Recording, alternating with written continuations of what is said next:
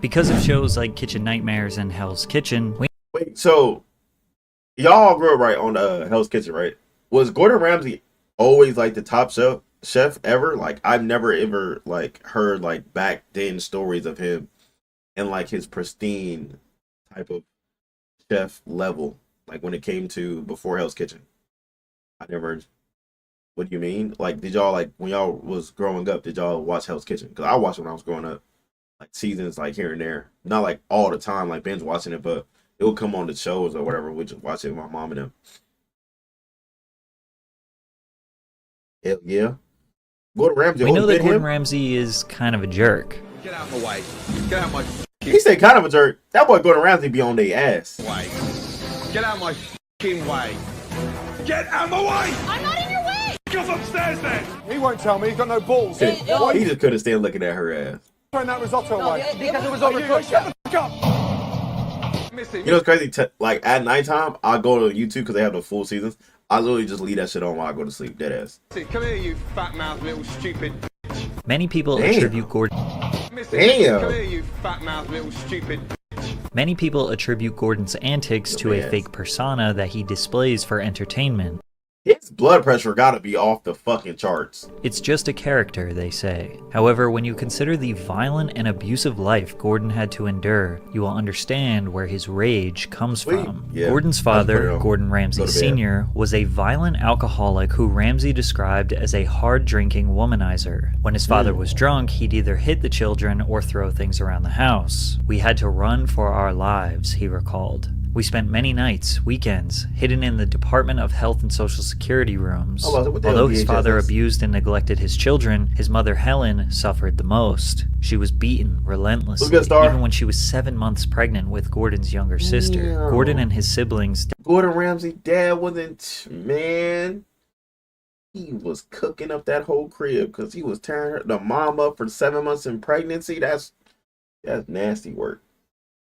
That boy was. He was, boy, hell no. That boy Gordon had to find a way out. Diane, Ronnie, and Yvonne You been up to, often Star? How sat life been? cowering upstairs in their bedrooms, while their mother was subjected to physical abuse downstairs. She often feared one day he might kill her. Gordon was already bigger than his father by the age of 12, but he never fought back. I don't know Gordon, if I big could ever body. have hit him. We were never big or strong enough to stop him. He had power over all of us. The crazy part is, the kids often spent time in child your hours protective kinda crazy? services. Police would take their father away during his outbursts, but it was only temporary, as they would eventually return under the same roof as Scotland? him. They could not escape. Oh, I didn't know Gordon Ramsay was from Scotland. I thought he was from, like, what's it called? England or something. To make matters worse, Gordon's father didn't even support the family financially. His mother was a career nurse, and his father just Career worked nurse. various dead-end jobs. Dad would often have a fallout They with someone working at you, work and Star? get fired. And because our home often came with his job, we 4:30 to 3:30. He's Scottish? Yeah, he's Scottish. I thought he was from fucking England or something. He's from Scotland. Yo, Star, 4:30 to 3:30, like a dog at Starbucks. That's definitely a British accent. That's what I'm saying. I thought it was whatever. You're telling me you've been working? Damn, they worked you like that. 4:30 a.m. or 4:30 p.m. would At become Starbucks? homeless. What the fuck? You making that many drinks? And you working damn near 12-hour shifts? 12-hour shifts at Starbucks is crazy work. In New York? The fuck? Hell no. Hell no. What you need to be out there for half your day for? Ain't you a barista? Or you a manager? Are you a manager, or are you just on the floor staff type shit? Oh, it makes the most money out of throughout New York City. So is it open 24 hours? I'm guessing. And have to move again. The family lived in roughly 16 different homes across England before God damn. 16 different cribs. settling in Warwickshire. As you can imagine, Gordon's education was negatively impacted Just a due barista, bro. You ain't even like a lead or nothing, like a shift lead, nothing. No manager, just a big boy, just a bare minimum barista. That's some nasty to shit. his father's terrorizing presence. Father However, he found a 8. So what positive the fuck you outlet doing there? detached from his home life through football. He was aggressive on the field and could sprint really fast, Wait, which played landed him a soccer? spot on the Rangers Football Club youth team. Gordon claims that he was Nigga, imagine having stories that, hey man, listen, Gordon wasn't just cooking in that goddamn kitchen. Then he goes out there cooking on that damn soccer field. He was out there putting y'all ass to fucking work.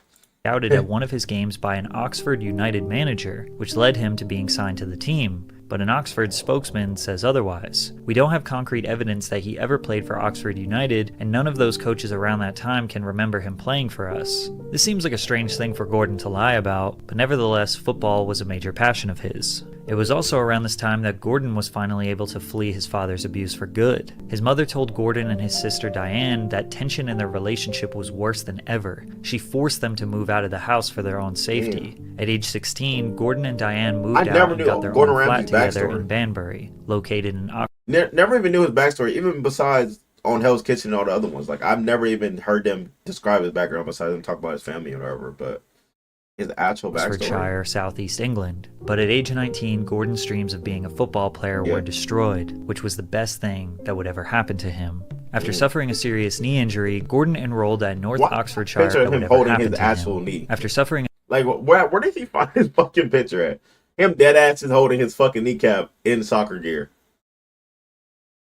You enjoy this thing? Yeah.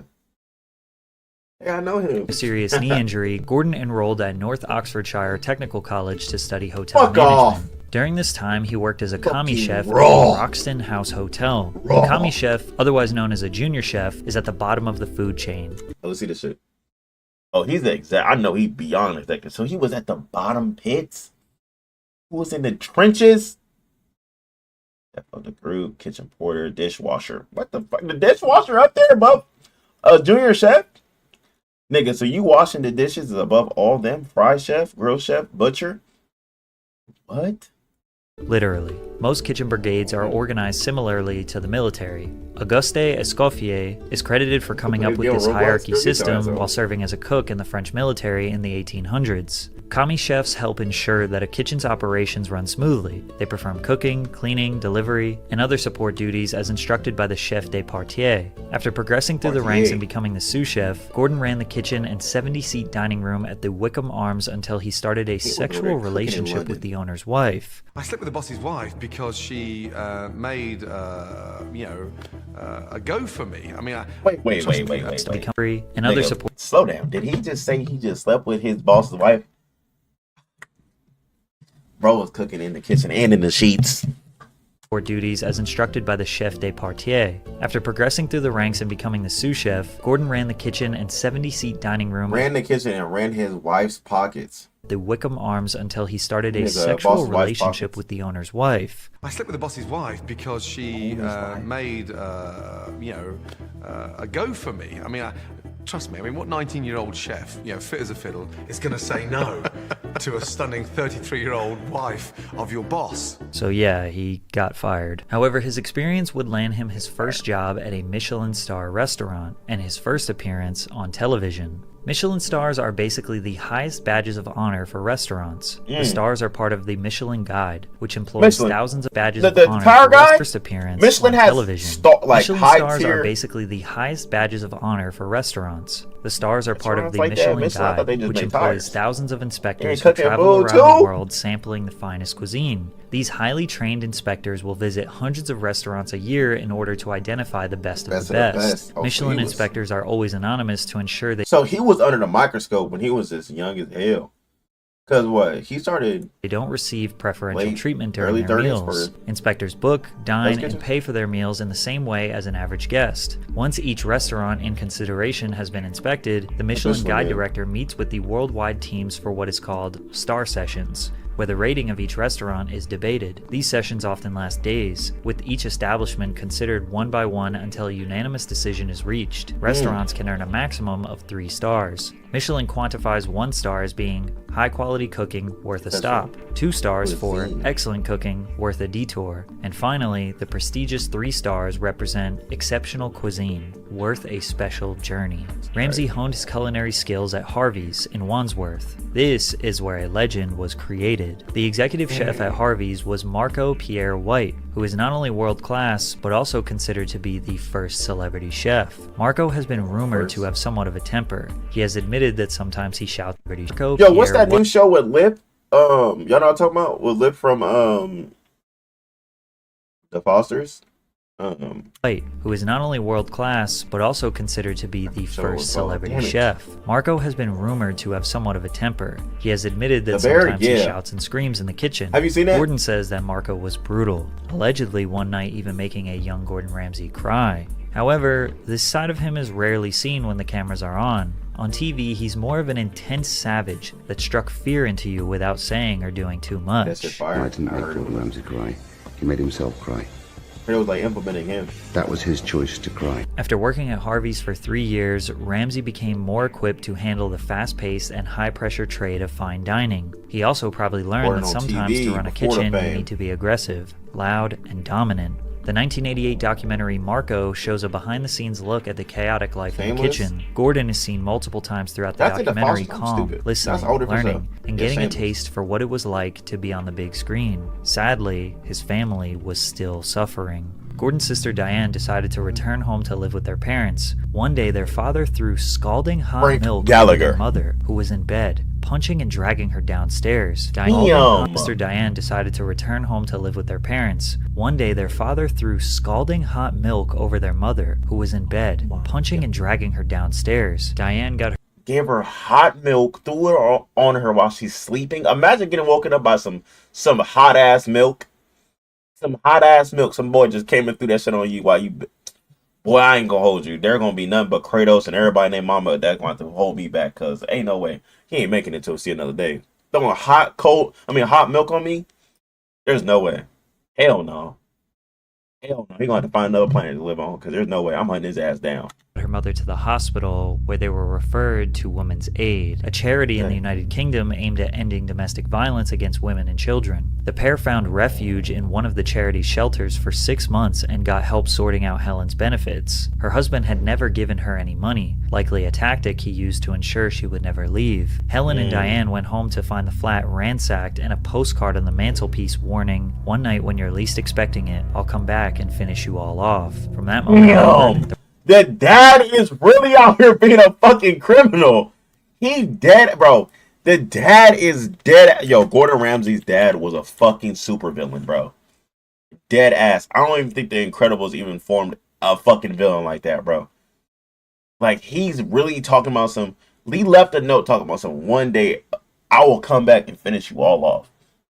the Ramsey family got a was hatred for his finally own free family. of Gordon James Sr. Damn. By his mid-20s, Gordon had already built a resume that would land him jobs working alongside world-class chefs in France, and then as head chef at La Tante Claire in Chelsea, a 3 Michelin star restaurant. However, Marco White would present something that would stamp Gordon's legacy permanently. In 1993, Marco offered Gordon a head chef position and a 10% share in the Rossmore. The restaurant was renamed Aubergine and achieved Michelin star status 14 months later. Gordon's cooking was so highly sought after that the restaurant had a waiting list of up to 6 months and bills averaging about €75. You know how fucking lit you gotta be to have a restaurant waiting list for half a year, bro?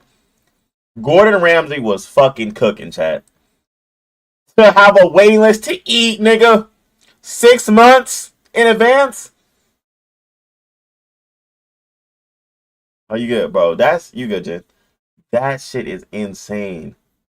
That is some fucking, that's prestige. That's prestige shit, bro. You definitely have to be the high top tier to wait 6 months to get even a reservation. Just to get on a waiting list to eat in a spot. Euros per person. By 1997, Aubergine won its 2nd Michelin star. Despite the restaurant's success, a dispute began between Ramsay and the business owners, who wanted to expand and turn Aubergine into a chain restaurant. Gordon didn't feel he could duplicate his cooking as a formulaic concept like most chain restaurants do. After many years of disagreements and legal battles, Ramsay announced his departure and handed in his notice. The entire staff at the restaurant followed Gordon and participated in a walkout. Ramsay Was in there fucking leading the... Yo, he had to be in there, bro. He was up in there tearing that ass up when it came to them owners, boy. Because how the fuck the whole staff gonna walk out with you because you over there stepping the hardest?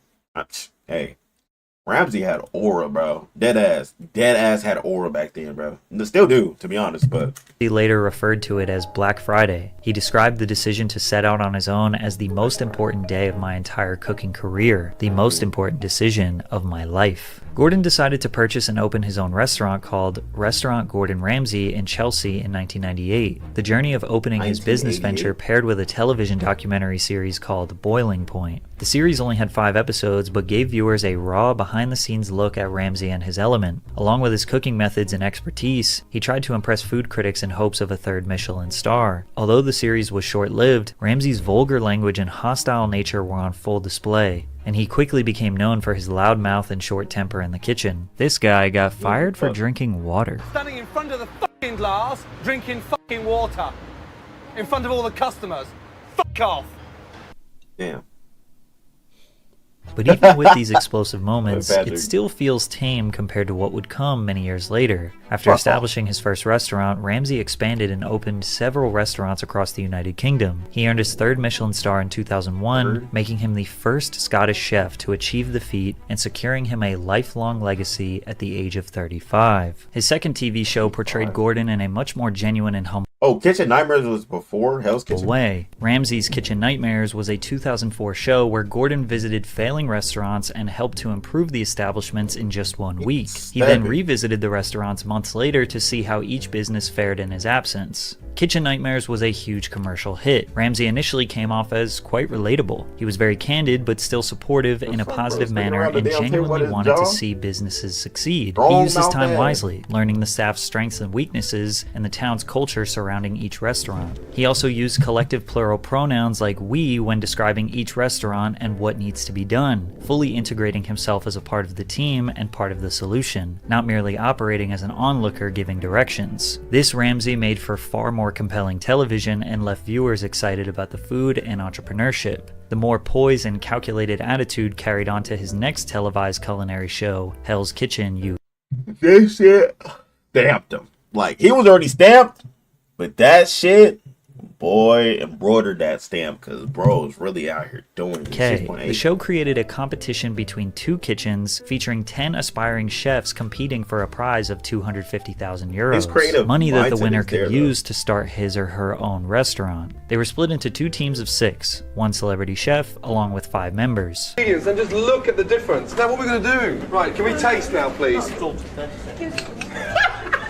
That is the worst risotto. Oh man, I give up. That is shocking. No, I'm trying my hardest, chef. Oh man, what? Do me? Due to the show's success, Gordan worked with the Fox network to produce an American version with the same name. First premiering in 2005, Hell's Kitchen US followed a different format. This is where Gordan's asshole persona was formed. You jumped up the up. Now fuck off back on your section. Why? Because I'm not a quitter. You're not a quitter. You're not a fucking cook either. Move your fat ass. You donkey! You're fucking useless, you know. You're cooking in a burnt pan, you fucking dick! Fucking donkey! Don't let him cook a fucking thing! The US version of Hell's Kitchen surpassed the UK version in Also, popularity. The show Gordan was was in significantly UK more and dramatic London, than stupid. any of Gordan's UK shows, with the addition of loud sound effects, dramatic music, rapid jump cuts, and exaggerated drama. Your special has now become not very special, thanks to Dick Face there. Hurry up, Giovanni! Yeah, but I'm not this face, chef. Think Yeah, coming say back. that again?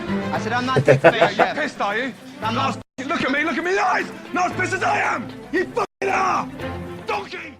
It became so excessive that people online started accusing the producers of staging fake drama for more entertaining television. People also claimed that the editors use editing techniques to make certain contestants appear as poor performers to justify their elimination later. The most obvious example was the case of Amanda Tech Moore, who you can clearly see cooking here, but the only problem is that she was eliminated 3 episodes earlier. Essentially, they're using old footage of contestants, for example, Gordan yelling at someone in episode 1, to justify their elimination in episode 10, even if they didn't do anything wrong that day, since the show is not premiering live and viewers wouldn't be able to notice the difference. Another major controversy in regards to the show So they had a fucking editing mistake. So they had her, she got eliminated 3 episodes before, but she was in episode that was currently airing. Damn. being staged occurred when contestant Joseph Tinley from season 6, during one elimination round, angrily confronted Ramsey, challenging him to a fight before being escorted off the set. You want a f***ing jacket? You want to talk some shit? Let's go step outside, motherfucker. I ain't here for that, dog.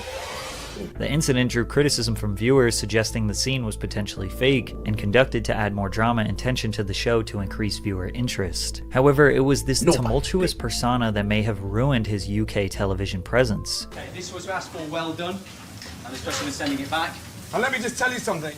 You know, in terms of well done, look, we praised it. What is that? That's well done. That is well done, so stop bringing me shit! What about this, Gordan? That is well done!